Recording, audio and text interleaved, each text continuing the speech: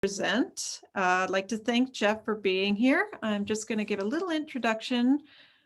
Where is it? There it is. So Jeff is a retired public servant of 36 years in the environmental field. He has extensive knowledge on surrounding farmland drainage and wetland loss as a conservation officer stationed throughout Saskatchewan, including Cumberland House, Saskatchewan Landing Provincial Park, Pine House Lake, Yorkton, Maple Creek, and Wadena. I hope I'm saying that correctly. Jeff was the Parkland Ecoregions Wetland Specialist with Saskatchewan Environment stationed in Melville from the mid-1990s to the inception of the Saskatchewan Watershed Authority in 2002. In the last 14 years of his career, he was a watershed planner with the Water Security Agency, previously known as the SWA, as the lead planner on the South Saskatchewan Lower Source and Upper Source watershed plans. These plans include extensive public consultation and technical research, culminating in the publishing of the final watershed plan and coordinating a process to see the plan's implementation. In 2018, Jeff co-founded and is presently managing director of the Saskatchewan Environmental Alliance, a group of concerned, forward-thinking citizens working on innovative solutions to contemporary environmental problems. The CEA's vision is working together to protect the environment for all generations now and into the future. He holds a recognized environmental professional designation in natural resource management and is principal in Mind's Eye Consulting in Saskatchewan, which is involved in watershed management, environmental law enforcement, and present environmental water issues in Saskatchewan. Today, Jeff operates a cow and calf and backgrounding beef operation in Beaver Hills area near Parkerview with his wife Sharon, son Brandon, and daughter Cheyenne. So I'd like to welcome Jeff here today. Everybody give him a round of applause. And I would like to hand it over to you, Jeff.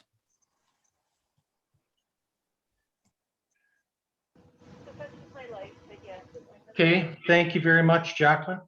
I'd like to thank Jacqueline and the School of Environment and Sustainability Student Association for inviting me here today.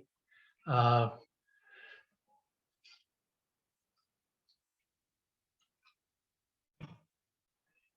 going to be talking today on farmland drainage in Saskatchewan, and my presentation is going to be based on what is drainage, a bit about drainage and the law.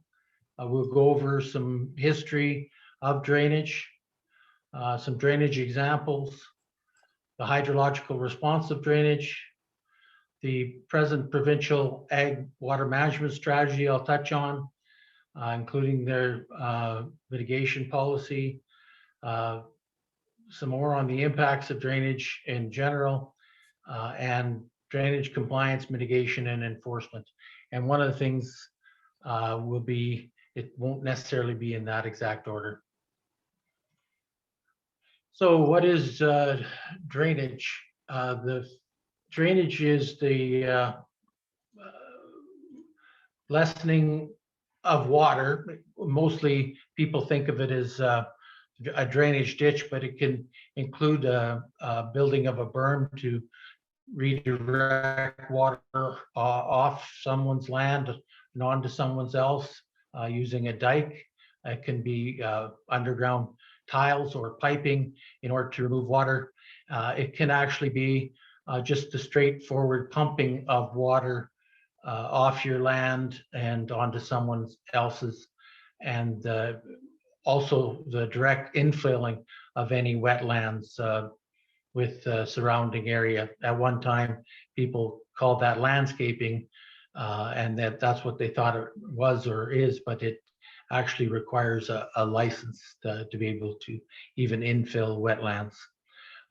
The only thing is consolidating wetlands on your own land and individual parcels does not require a license. So here's 3 examples of typical drainage in the province, normally done by a traco or that sort of thing. The top right one is actually through some Crown land that was designated protected under the Wildlife Habitat Protection Act, and the individuals went through there anyway. The bottom one is actually the straightening of Van Patten's Creek tributary, a major pike spawning tributary in the Wadena area, and that caused significant problems with sedimentation.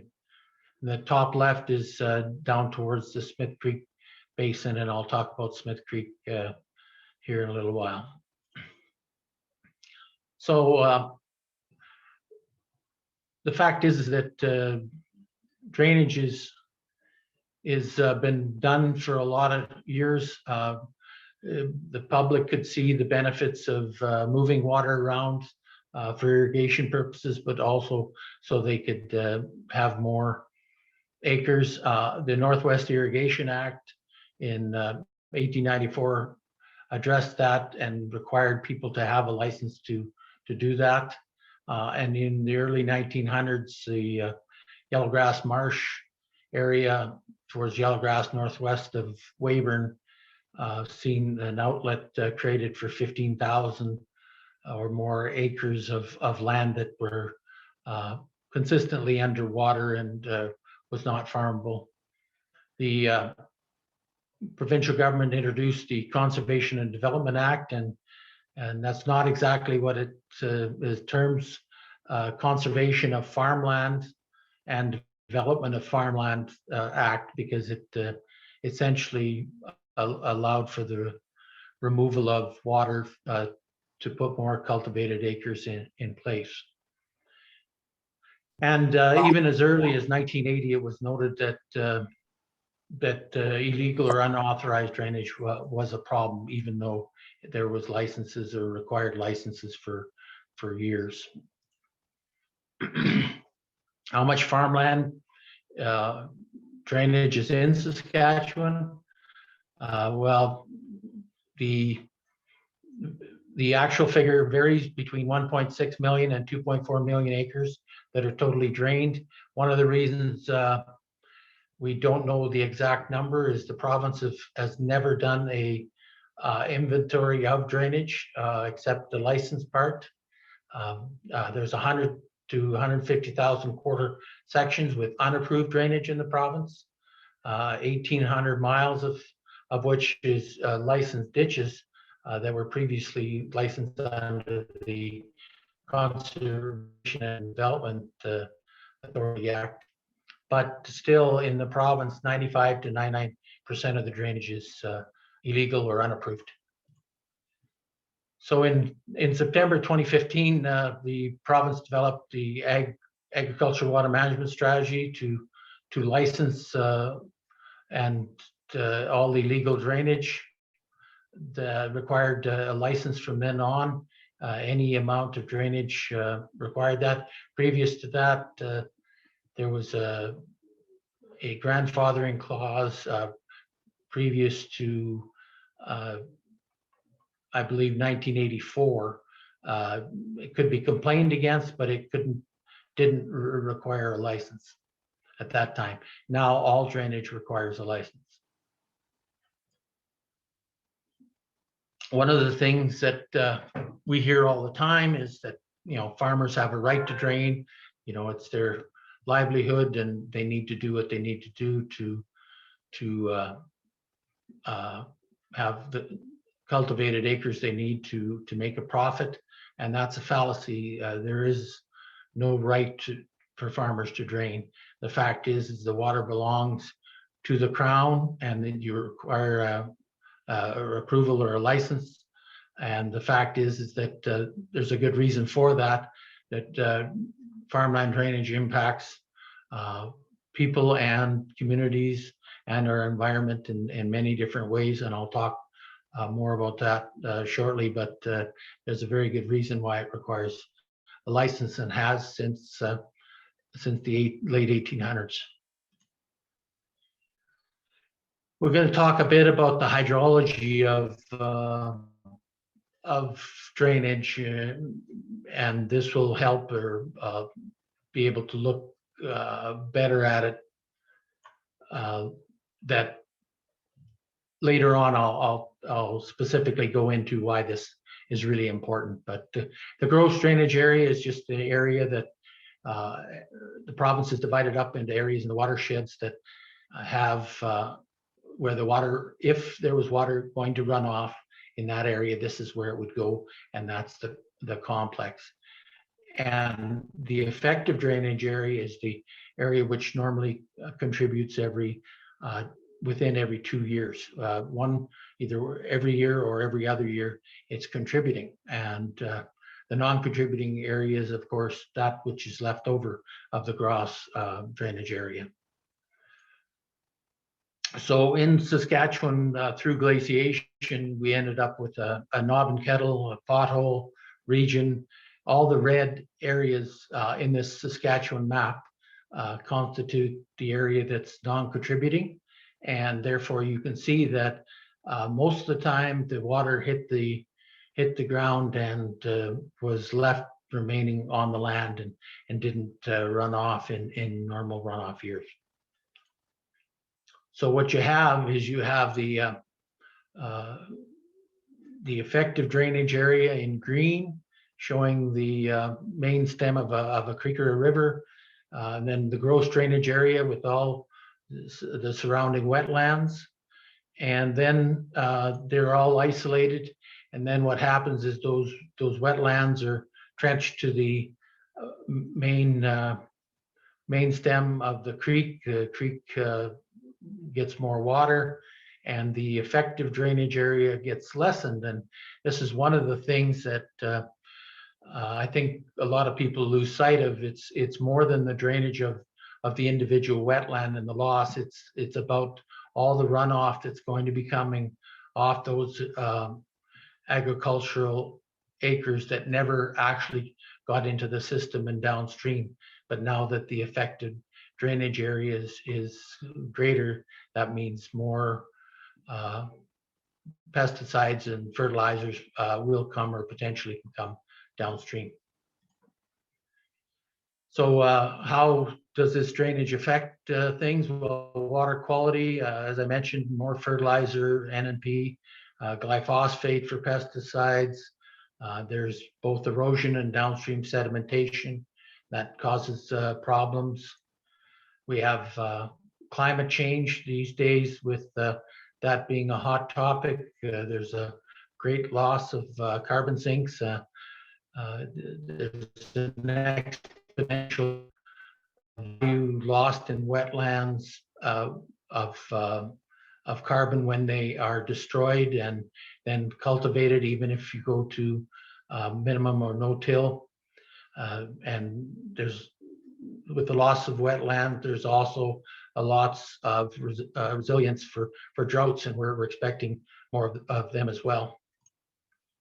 There's groundwater impacts, groundwater recharge. Again, it's interesting that we don't see a lot of specific studies regarding groundwater, and therefore we know that there's an impact, but to the extent of the impact, we're not sure. There's also reduced precipitation as a result of the loss of the wetlands and the water on the land. There's a loss and alteration of fish habitat and increased fish kills. In the Coupal Valley, you'll see lately we've had algae blooms that have left over from the fall. The spring are causing some concern around ice fishermen with a purple water coming up and that sort of thing. and the algae isn't all from farmland drainage necessarily, but it's a definite contributor to the problems, and even in the Copel. We have, of course, loss of wildlife and waterfowl habitat, wildlife including, northern leopard frogs and salamanders. There's many different species that depend on wetlands that are going less and less. I actually had a phone call this morning from an individual who's very concerned about the lack of the amount of northern leopard frogs that we actually have in his area near Saltcoats and near Match Lake. Of course, there's the impacts to people, and this includes impacts to downstream roads. In the case we're going to talk about Smith Creek and it being upstream from Manitoba. Manitoba landowners in the Assiniboine Valley have a great amount of concern about the flooding of their hayland and cropland, and downstream what it's doing. Flood costs as a result can be in the millions of dollars in any one year. One of the things that when I first started as a wetland specialist and was talking with farmers that were doing the draining, they said, well, Jeff, you can't really say that the problems of wetland drainage that they've studied in the US, in Indiana and Kansas and Iowa are the same problems we'll have here. That was 25 years ago. And I said, yeah, well, it's different. We don't necessarily have the same climate necessarily, or the same areas that would have that the science would be there. And since that time, we've actually did quite a bit of research, and I'm comfortable in saying that you can't say that Saskatchewan doesn't have its multiple problems from farmland drainage in the areas. All these studies that have been done and are continuing to be done, this is just a small cross-section of them that show that there's been extensive work done on the effects of farmland drainage in the environment, and in many cases they talk about wetland restoration as the answer. So some examples of drainage. Here's a parcel near not lake, near Kelvington, and this is as you see 2018, which is only a couple of years ago. One of the things that even as 20 years ago, I was told when I came with the Saskatchewan Watershed Authority, well, most of this drainage has been done and there won't be very much anymore. There's very little, and the fact is that in 2018, it shows this complex on this land here, and then in the following year in 2019, it's essentially all gone. It's been drained and ditched completely.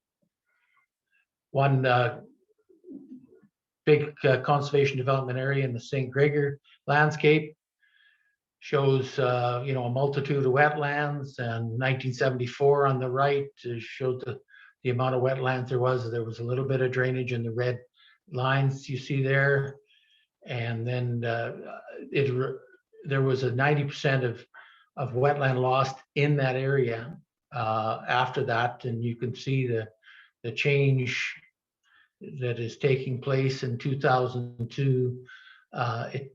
There is hardly any amount of water left on the land.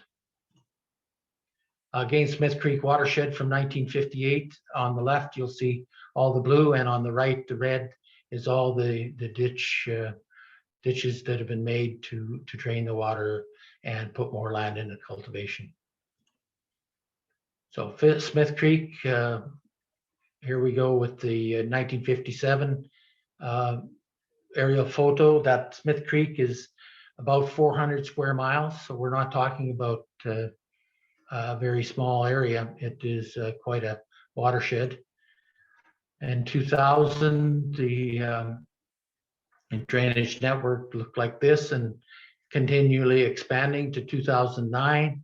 And you'll note the top left-hand corner in this next vision in 2015, they actually diverted the water that was originally going into, I believe, Wallace Creek and then into the White Sand River.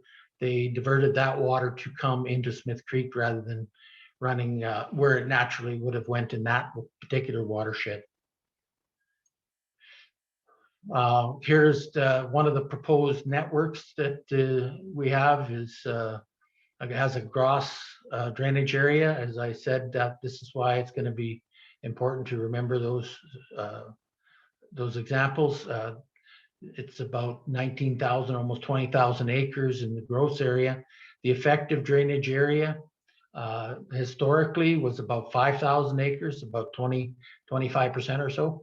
And the new effective drainage area with not only the existing drainage, but also the additional drainage that they're going to be doing is expanding it to complete 17,000 acres, which is a 350% increase. And of course, that means changes in the amount of stream flow, doubling it in nearly all cases in the frequencies of whether it's 2, 5, or 10-year periods.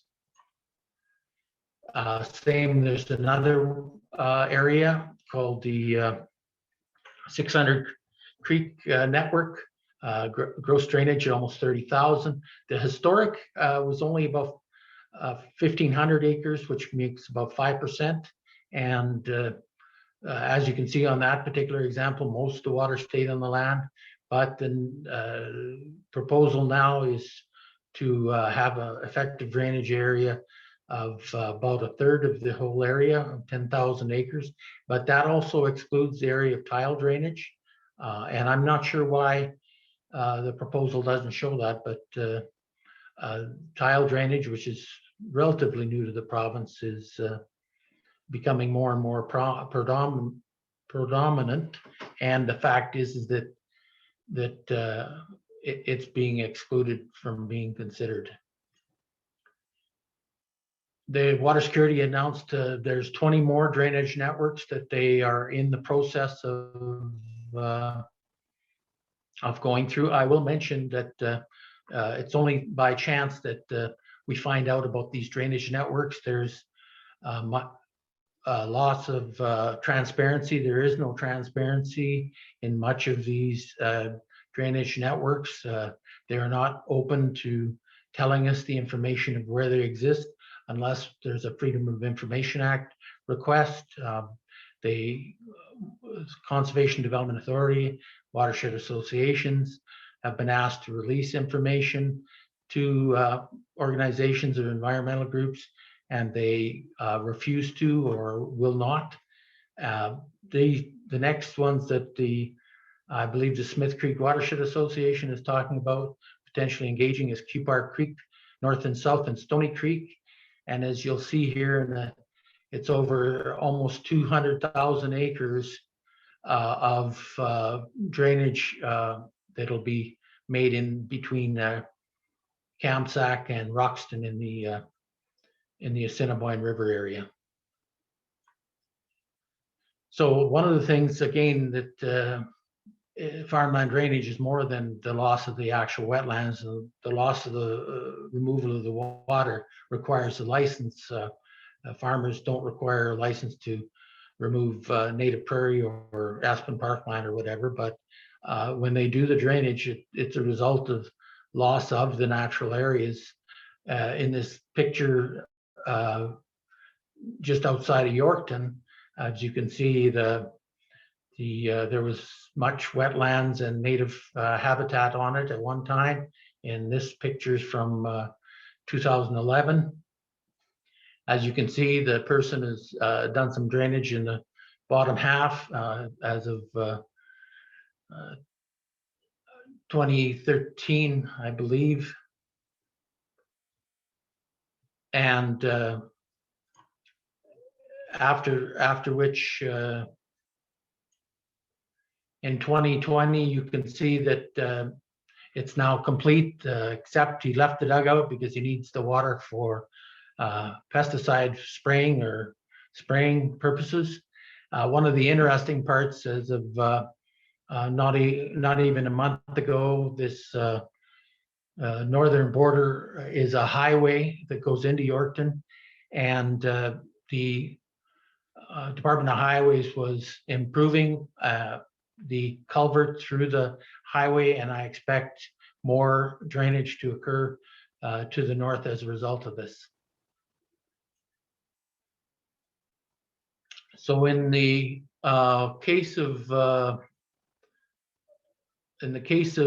environmental assessment, one of the process has it so that the proponent must apply or self-declare to Saskatchewan Environment that they require their project to be reviewed to see whether or not it would trigger a need for environmental assessment. One of the things is that if nobody goes that way and applies, then Sask Environment says they don't know anything about these networks because they've never gotten any. And I stand corrected on that. They got one proposal from the Quill Lakes regarding a diversion that was going to be made by the Quill Lakes Watershed Association, of which Saskatchewan Environment declared it didn't need an environmental assessment. Fortunately, the First Nation from Pasco First Nation took Sask Environment to court, and as a result, the project was withdrawn.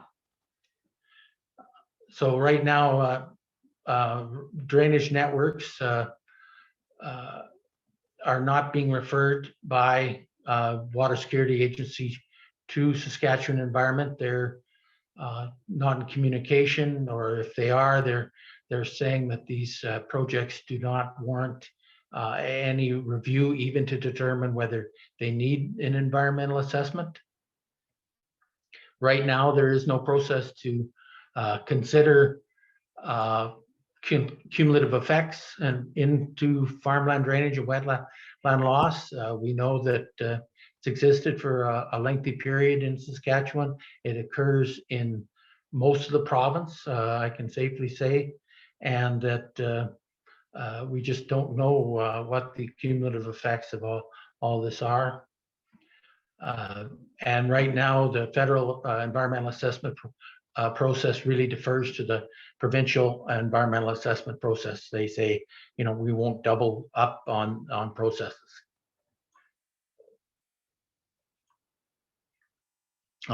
They've developed the agricultural water management strategy, but that's not subject to environmental assessment, even though they're prepared to license without going under an environmental review all these networks that are through the province, and they've already licensed some in the province already. As far as we're concerned, there's a conflict of interest. Water Security Agency provides legislation, organizational structure through the Conservation Development Act, funding and technical support. And by this, we look at the Water Security Agency as being an advocate and proponent of these drainage works. As far as we're concerned, Water Security Agency continues to license projects without the proper mitigation policy that should be in place, and that the provincial auditor recommended in 2018 to do so. And there's no provincial wetland policy. And I'll mention that as well, is that when I first went over as a wetland specialist to Watershed Authority, the fact was that there was a very old Sask Water wetland policy, and they wanted a new one, and we sat as a committee to try to come up with it, and actually did a lot of good work. But for some reason, at the executive or higher level or cabinet, they would not proceed with many of the recommendations or solutions that were brought forward, such as wetland banking and mitigation of loss, and even more inventory and that sort of thing. And it's really been a lack of a government direction, good direction, looking at the environmental side that we've been lacking. Before 2015, we had in the province a complaint process if you were a downstream landowner that had economic financial losses, you could complain. But that's all. If you tried to say that your wetland was being drained by someone illegally and yet off your land, and there was no economic harm to you, that didn't matter. If there was an environmental harm, that didn't matter. You couldn't even make a complaint at that time. Right now, you can make, after 2015, you can make the complaint. The bad news is they say that we're dealing with all the drainage disputes between neighbors and facilitating the network projects and that sort of thing. So we really don't have any time or inclination or anything that we're going to deal with the environmental impacts that you're complaining about. So it really doesn't matter.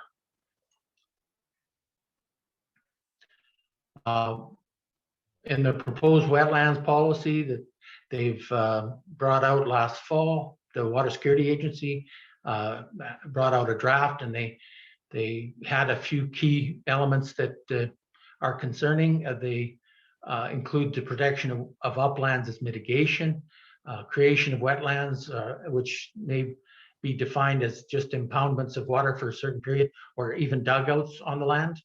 We don't see how that is really a replacement or mitigation for the loss of the wetlands ecosystem services that they're providing. And to the point where they, and this is the draft policy, where they would pay $100 an acre per year for that. And, you know, they didn't even talk about what they're going to do with the money. As far as we're concerned, all licensing should stop until the point of that there's a mitigation and policy that comes out, and it can be applied in the networks that they're talking about right now.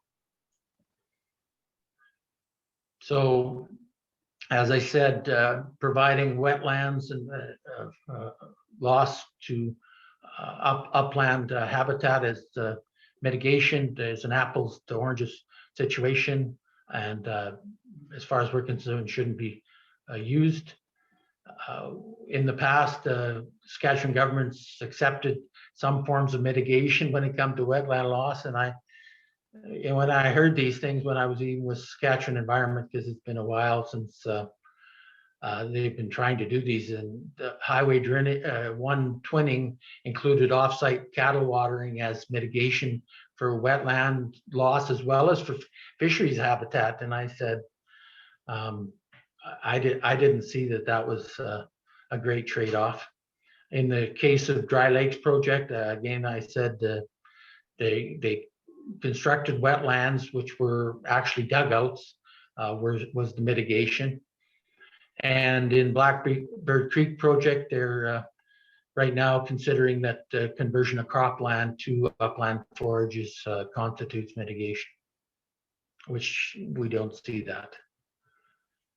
And the issue of farmland drainage isn't for the faint of heart. I'll say some farmers that are draining illegally, and don't get me wrong, not all farmers are draining, and not all farmers believe drainage is necessarily always a good thing, and they understand that there's environmental impacts. And in fact, some farmers sometimes saying, you know, some of this that's going on is getting out of control and needs to be handled. But of course, you know, you're talking about dealing with your neighbors, and sometimes those people are, as far as the drainers are intimidating even RM councils or provincial civil servants.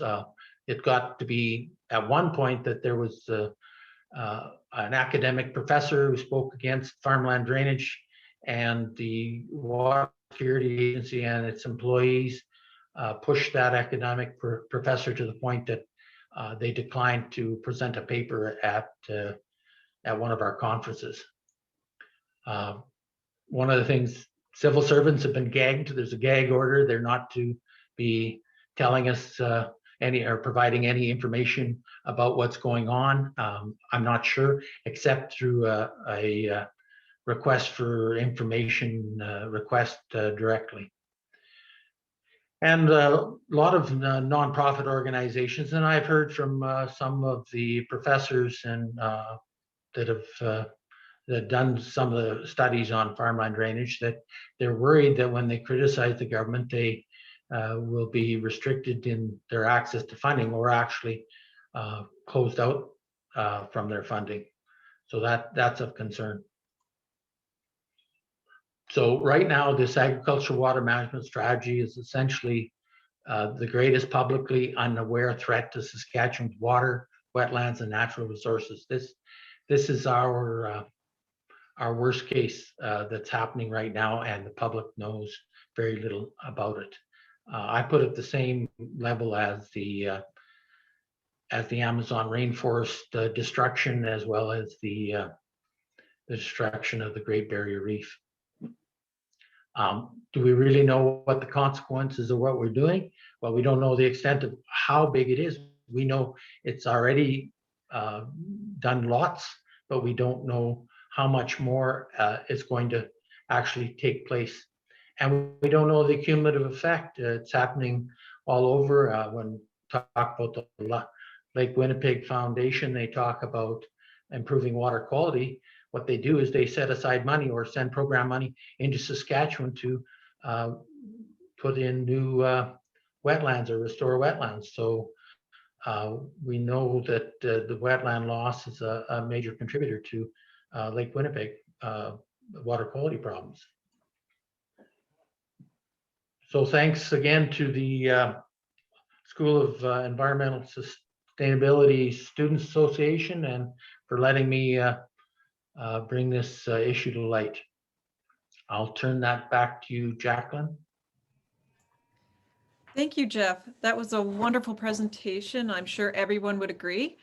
So now we have a Q&A session for those who wish to ask Jeff any questions that they may have. If you want to ask a question directly, you can just turn on your mic and ask. If you would rather have it in the chat for us to read, we'll get to it in order that it comes in the chat. So does anybody want to start off the Q&A section? Yes, good afternoon. It's Dave Sutherland. Can you hear me okay? It's just a little bit quiet. Okay, I'll move closer to my microphone. Is that better? A little bit. Okay. Hopefully you can hear my question. Jeff, thanks. You've reviewed a lot of the different aspects of how drainage affects the environment, what the impacts are.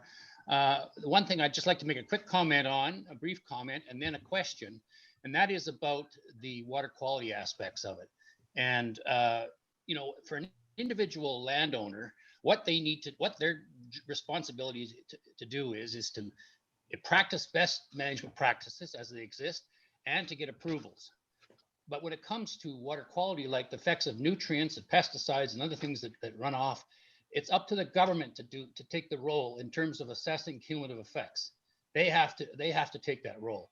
So recently, I have written to a university researcher and to the provincial government water security agency, asking them what they're doing with respect to assessing the cumulative effects of nutrients on the calling lakes. It's a very discrete water bodies, and the nice thing about water quality work like that with nutrients is that you can form objective criteria on which you can evaluate the effectiveness or the effects of cumulative effects of it. So I'm just asking you whether you have any information, Jeff, to add in terms of what work you think is going on to try and assess this, because I have not heard back from either party on this.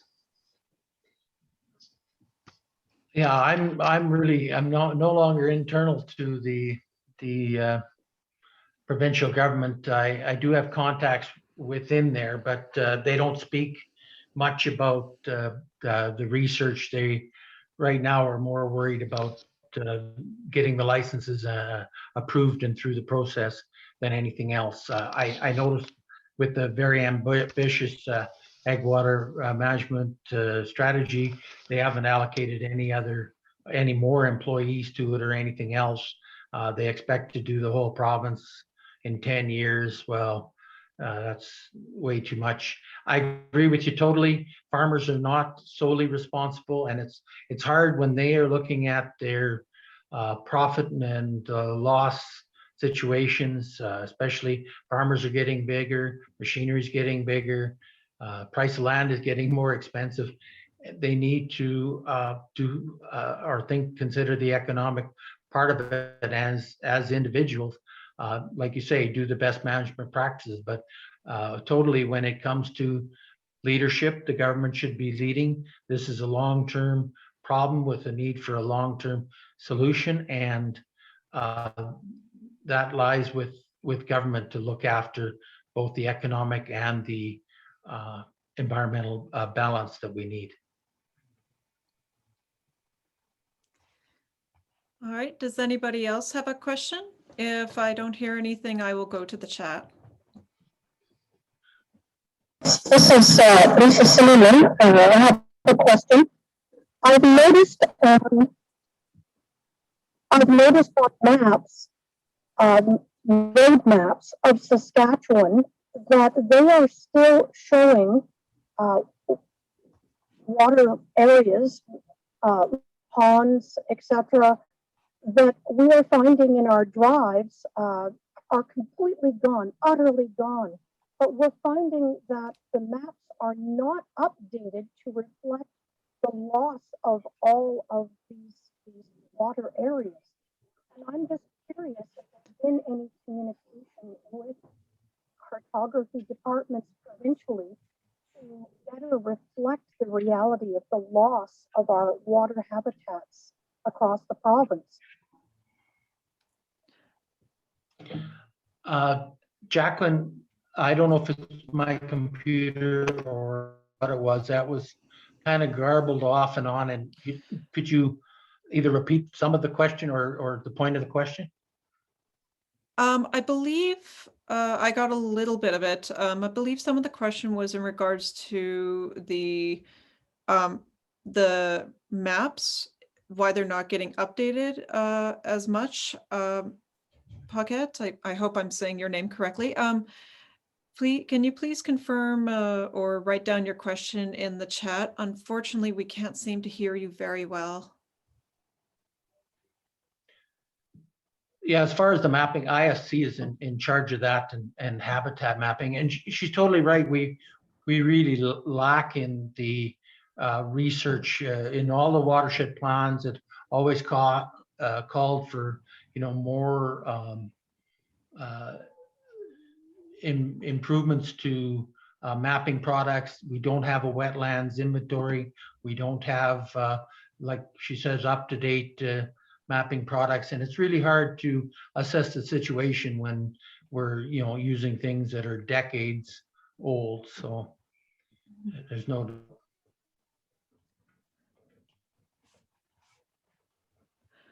Okay, I'm just going to read off a couple questions in the chat. So the first one is from, I hope that I'm saying your name correctly, Keel Drake.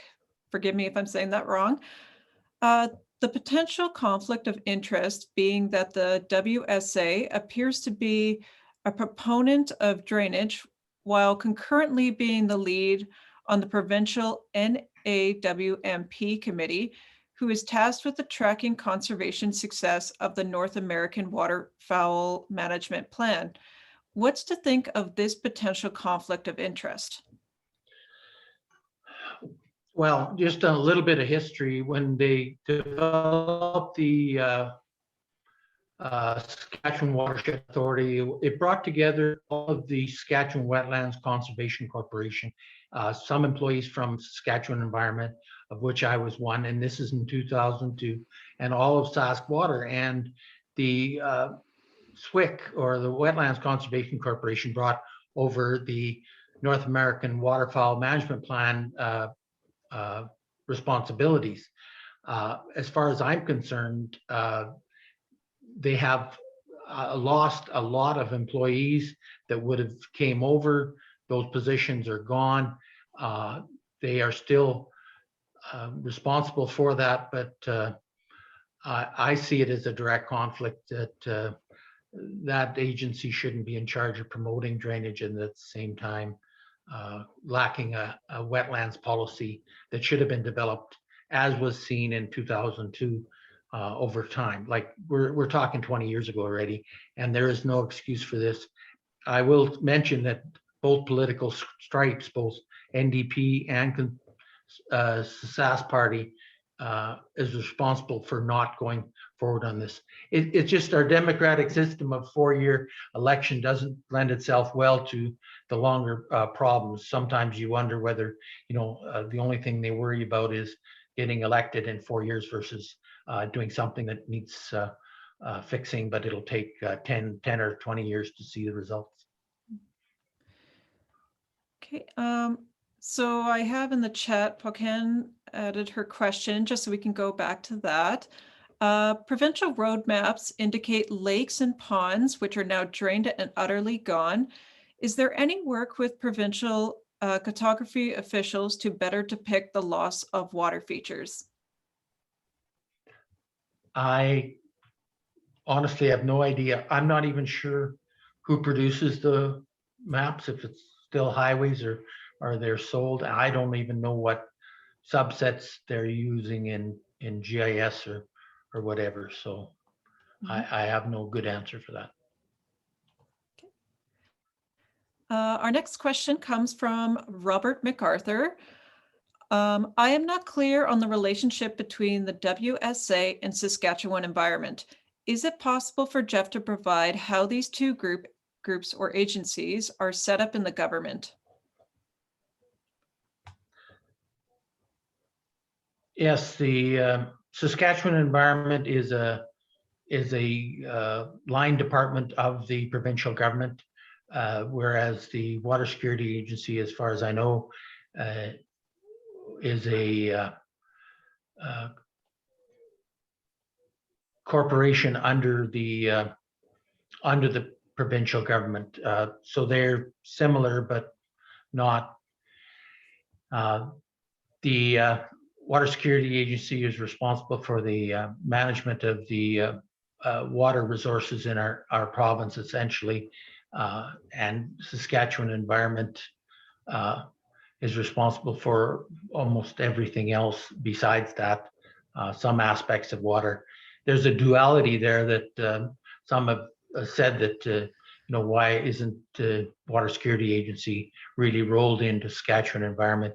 And if an agency wants to promote drainage in the province, similar to irrigation, it should be sitting in the Department of Agriculture.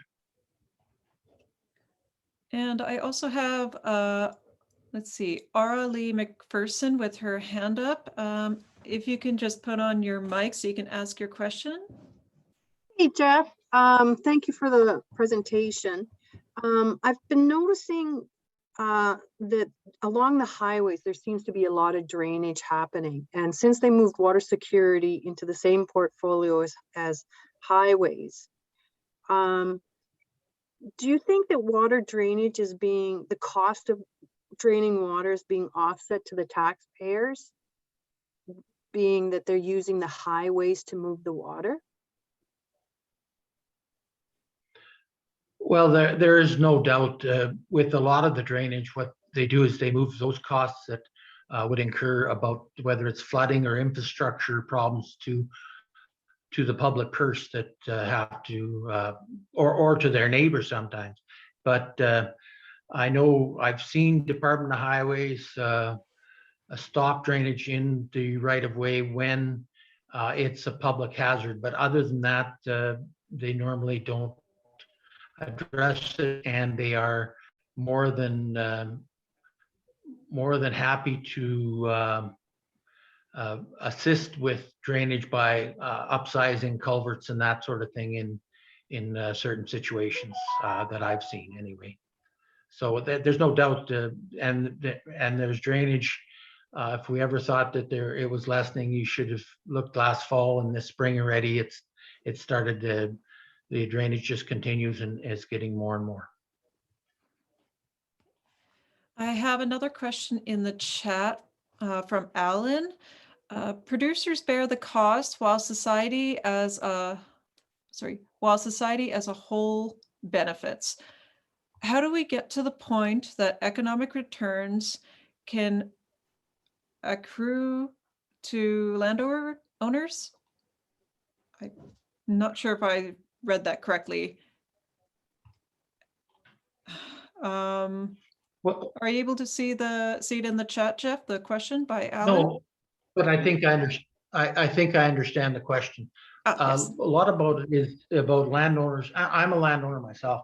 Is providing ecosystem services at no return and for the benefit of the public. Like I have elk and moose that and habitat on my land, and they run everywhere. And the province licenses it and gains the money from it. And there's a host of people and businesses that is essentially benefit from that, of which I don't see that return. And the question is whether or not landowners should get something. And I think that ecosystem services and that we'll say debate should go on.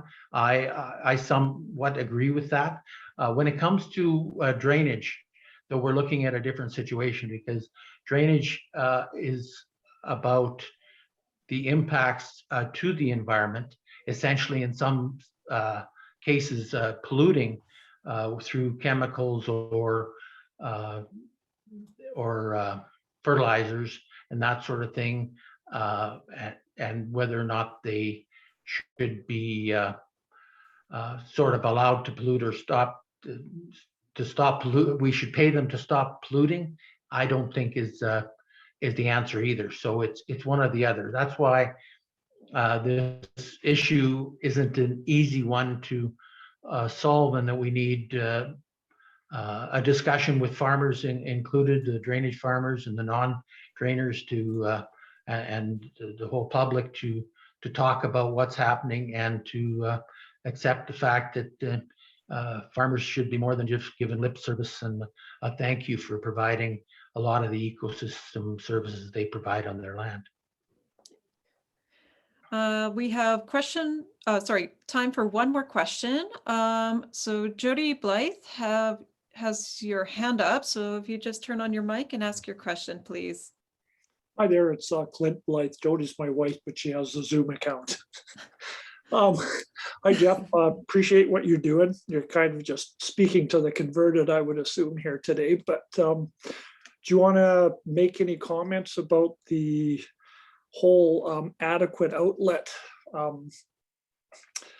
thing that Water Security Agency always quotes when they approve drainage? Say, if it can get to an adequate outlet, which is basically a landscape feature that water will run downhill, then it's approvable. But we've been trying for years in our location here to get the Water Security Agency to actually come and review on the ground their so-called adequate outlets, because they're being degraded and eroded and no, don't have time for that, don't need to. It's, in fact, at one point they were saying, as long as that water stays within the banks on Crown property, it's up to us to decide what happens to it. And it's like, okay, but your Crown property is getting wider and wider every year because excess drainage during wet years is eroding adequate outlets.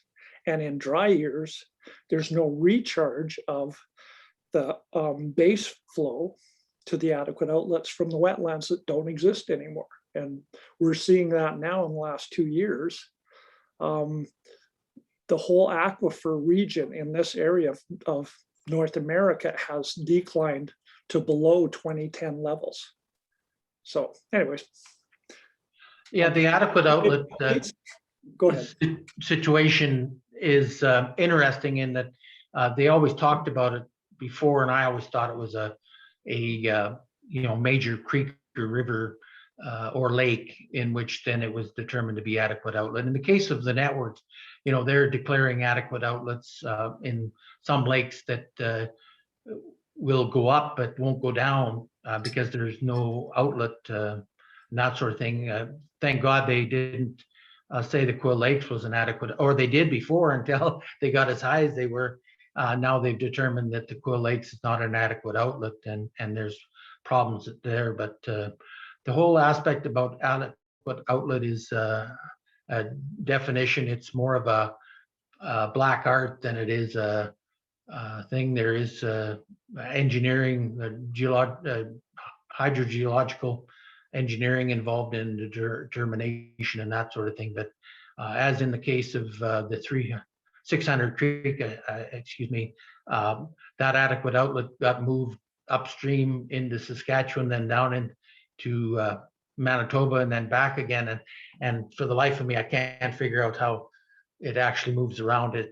It's just as I guess a expert opinion more than anything, and getting Water Security Agency to deal with that when they've got all these other priorities is just difficult. And I hear you.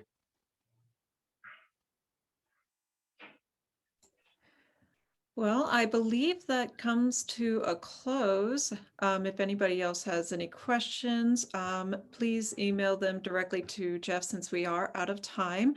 I would like to thank Jeff again for this wonderful presentation, and I would like to thank everybody who has come to attend for showing up. I hope everybody has a wonderful day and be careful on those icy roads. Thank you. Bye.